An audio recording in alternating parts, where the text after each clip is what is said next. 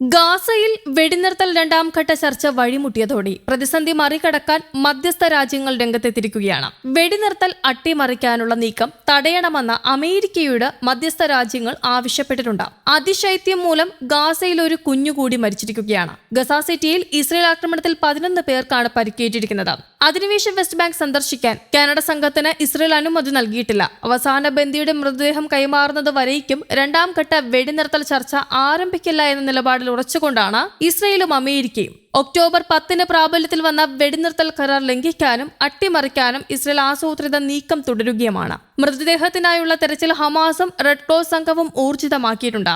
ഏത് സമയവും ഗാസയിൽ ഇസ്രയേൽ യുദ്ധം പുനരാരംഭിച്ചേക്കും എന്ന ആശങ്കയും ശക്തമാണ്. എന്നാൽ രണ്ടാം ഘട്ട വെടിനിർത്തൽ ചർച്ച ഉടൻ തന്നെ ആരംഭിക്കണമെന്നും ഗാസയിലേക്ക് സഹായം അനുവദിക്കണമെന്നും ഖത്തർ പ്രധാനമന്ത്രി അബ്ദുൾ റഹ്മാൻ ബിൻ ജാസിം അൽ ഥാനി അമേരിക്കയോട് ആവശ്യപ്പെട്ടു. വാഷിംഗ്ടണിൽ US സ്റ്റേറ്റ് സെക്രട്ടറി മാർക്കോ റൂബിയോയുമായി നടത്തിയ ചർച്ചയിലാണ് മധ്യസ്ഥ രാജ്യം കൂടിയായ ഖത്തറിന്റെ ഈ അഭ്യർത്ഥന. അന്തർദേശീയ സൈന്യത്തെ ഗാസയിൽ വിന്യസിക്കുന്ന കാര്യവും ചർച്ചയായെന്ന് ഖത്തർ പ്രധാനമന്ത്രി പറഞ്ഞു. ഗാസ വെടിനിർത്തൽ പൂർണ്ണതയിലേക്ക് കൊണ്ടുപോകാൻ എല്ലാവരും തയ്യാറാകണമെന്ന് ഈജിപ്തും തുർക്കിയും നിർദ്ദേശിച്ചു. അതിനിടെ അതിശൈത്യം ഗാസയിൽ ഒരു കുഞ്ഞിന്റെ കൂടി ജീവനെടുത്തപ്പോൾ ഗാസയിൽ ജനജീവിതം വീണ്ടും ദുസ്സഹമാകുന്ന സാഹചര്യമാണ്. കൂടാതെ ഗാസ വംശഹത്യയിൽ അന്താരാഷ്ട്ര നീതിന്യായ കോടതിയിൽ ഇസ്രയേലിന് തിരിച്ചടിയും ലഭിച്ചു. കേസിൽ അന്വേഷണം തടയണമെന്ന് ആവശ്യപ്പെട്ടുകൊണ്ട് ഇസ്രയേലിൽ സമർപ്പിച്ച ഹർജി കോടതി തള്ളി. ഇസ്രയേൽ നേതാക്കൾക്ക് എതിരായ നിയമ നടപടി തടയണം എന്നാവശ്യപ്പെട്ടുകൊണ്ടാണ് അന്താരാഷ്ട്ര ക്രിമിനൽ കോടതിയുടെ അപ്പീൽ ചേംബർ തള്ളിയത്. കീഴ്ക്കോടതിയുടെ മുൻ ഉത്തരവുമായി ബന്ധപ്പെട്ട നടപടിക്രമങ്ങൾ തുടരാമെന്ന് അപ്പീൽ ചേംബർ നിർദ്ദേശിച്ചു. ഇസ്രയേലിൽ നടത്തുന്ന വംശഹത്യയുമായി ബന്ധപ്പെട്ട് അന്താരാഷ്ട്ര ക്രിമിനൽ കോടതിയിൽ തുടരുന്ന നിയമ നടപടികൾ തടയുകയെന്ന ലക്ഷ്യത്തോടെ ഇസ്രയേലിൽ നടത്തിയ നീക്കമാണ് വിഫലമായിരിക്കുന്നത്. പ്രധാനമന്ത്രി ബെഞ്ചമിൻ നെതന്യാഹു, മുൻ പ്രതിരോധ മന്ത്രി യോവ് ഗാലന്റ് എന്നിവർക്കെതിരെ നേരത്തെ അന്താരാഷ്ട്ര ക്രിമിനൽ കോടതി പുറപ്പെടുവിച്ച അറസ്റ്റ് വാറന്റ് നിലവിൽ നിൽക്കുകയാണ്. ഇതിനു പുറമെയാണ് ഇപ്പോഴത്തെ ഈ തിരിച്ചടിയും. അന്താരാഷ്ട്ര ക്രിമിനൽ കോടതിയുടെ നീക്കത്തെ പലസ്തീൻ കൂട്ടായ്മകൾ സ്വാഗതം ചെയ്യുകയാണ് ഉണ്ടായത്. അതിനിടെ വെടിനിർത്തൽ കരാർ നിലനിൽക്കെ മുതിർന്ന ഹമാസ് കമാൻഡർ റായിദ് സഹായിദിനെ ആക്രമണത്തിലൂടെ കൊലപ്പെടുത്തിയ ഇസ്രയേൽ നടപടികൾക്കെതിരെ അമേരിക്ക ശക്തമായ പ്രതിഷേധം അറിയിച്ചതായി US മാധ്യമങ്ങൾ റിപ്പോർട്ട് ചെയ്തു. US state secretary Marco Rubio, പശ്ചിമേഷ്യൻ ദൂതൻ സ്റ്റീവ് വിറ്റ്കോഫ് എന്നിവർ ഇസ്രയേൽ നേതൃത്വത്തെ തങ്ങളുടെ എതിർപ്പ് അറിയിച്ചുവെന്നാണ് റിപ്പോർട്ടുകൾ.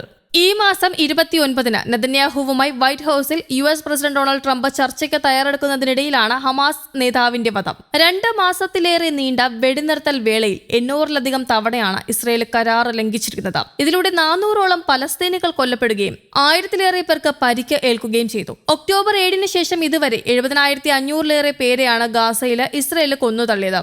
വെടിനിർത്തൽ ലംഘനം തുടരുന്ന സാഹചര്യത്തിൽ കടുത്ത തീരുമാനങ്ങൾ കൈക്കൊള്ളാൻ തങ്ങൾ നിർബന്ധിതമാകുമെന്ന് ഹമാസ് മധ്യസ്ഥ രാജ്യങ്ങൾക്ക് മുന്നറിയിപ്പ് നൽകി. യുദ്ധവും പ്രകൃതിക്ഷോഭവും മൂലം വലയുന്ന ഗാസയിലേക്ക് മാനുഷിക സഹായം എത്തിക്കാനുള്ള അഭ്യർത്ഥന ഇസ്രയേൽ തള്ളിയതും കടുത്ത പ്രതിഷേധത്തിന് ഇടയാക്കിയിട്ടുണ്ട്. അതേസമയം പലസ്തീൻ രാഷ്ട്രത്തെ അംഗീകരിച്ചതാണ് സിഡ്നിയിലെ ഭീകരാക്രമണത്തിന് കാരണമായതെന്ന ഇസ്രയേൽ പ്രധാനമന്ത്രിയുടെ ആരോപണം ഓസ്ട്രേലിയൻ പ്രധാനമന്ത്രി ആന്റണി അൽബനീസ് തള്ളി. കൂടാതെ അഴിമതി കേസുകളിൽ ഇസ്രയേൽ പ്രസിഡന്റ് ഐസക് ഹെർസോഗിന് മാപ്പപേക്ഷ സമർപ്പിച്ച പ്രധാനമന്ത്രി ബെഞ്ചമിൻ നെതന്യാഹു രംഗത്തെത്തിയിരുന്നു. തനിക്കെതിരായ അഴിമതി കേസുകൾ രാജ്യത്തെ കീറിമുറിക്കുകയാണെന്നാണ് നെതന്യാഹു അവകാശപ്പെടുന്നത്. ഇതൊരു അസാധാരണമായ അഭ്യർത്ഥനയാണെന്നും അതിന് കാര്യമായ പ്രത്യാഘാതങ്ങൾ ഉണ്ടെന്നും പ്രസിഡന്റിന്റെ ഓഫീസിനറിയാം. പ്രസക്തമായ എല്ലാ അഭിപ്രായങ്ങളും ലഭിച്ച ശേഷം പ്രസിഡന്റ് ഉത്തരവാദിത്തത്തോടെ അഭ്യർത്ഥന പരിഗണിക്കും എന്നാണ് നെതന്യാഹുവിന്റെ അപേക്ഷയിൽ ഇസ്രയേൽ പ്രസിഡന്റിന്റെ ഓഫീസ് പ്രസ്താവനയിൽ പറഞ്ഞത്. നെതന്യാഹുവിന് മാപ്പ് നൽകണമെന്ന് ആവശ്യപ്പെട്ടുകൊണ്ട് US പ്രസിഡന്റ് ഡൊണാൾഡ് ട്രംപ് ഈ മാസം ആദ്യം ഇസ്രയേൽ പ്രസിഡന്റിന് കത്തെഴുതിയിരുന്നു. ഇതിന് പിന്നാലെയാണ് നെതന്യാഹുവിന്റെ ഔദ്യോഗിക മാപ്പപേക്ഷ എത്തിയത്. തനിക്കെതിരായ 6 വർഷം നീണ്ട അഴിമതി വിചാരണ അവസാനിക്കുന്നത് ഇസ്രയേലിന്റെ ദേശീയ താൽപര്യത്തിന് അനിവാര്യമാണ് എന്നാണ് നെതന്യാഹു പറഞ്ഞത്. ഇതിന് പിന്നാലെ വീഡിയോ സന്ദേശത്തിലും അദ്ദേഹം ഈ കാര്യം തന്നെയാണ് വ്യക്തമാക്കിയത്. എനിക്കെതിരായ അന്വേഷണങ്ങൾ ആരംഭിച്ചിട്ട് ഏകദേശം 1 ദശാബ്ദത്തോളമായി. ഈ കേസുകളിലെ വിചാരണ ഏകദേശം 6 വർഷമായി തുടരുകയാണ്. ഇനിയും ഒരുപാട് വർഷങ്ങൾ ഇത് തുടരുമെന്ന് പ്രതീക്ഷിക്കുന്നു. എനിക്കെതിരായ കേസുകൾ കെട്ടിച്ചമച്ചതാണ് എന്നാണ് നെതന്യാഹു ആവർത്തിച്ചു പറഞ്ഞത്. എല്ലാ കുറ്റങ്ങളിൽ നിന്നും മുക്തനാകുന്നതുവരെ നിയമ നടപടികളുമായി മുന്നോട്ടു പോകുക എന്നതാണ് തന്റെ താല്പര്യമെന്നും അദ്ദേഹം എടുത്തു പറഞ്ഞു. എന്നാൽ സുരക്ഷാപരവും നയതന്ത്രപരവും ദേശീയ താല്പര്യങ്ങളും മറ്റൊന്നാണ് ആവശ്യപ്പെടുന്നത് എന്നും നെതന്യാഹു കൂട്ടിച്ചേർത്തിരുന്നു. News desk, Kerala Kaumudi.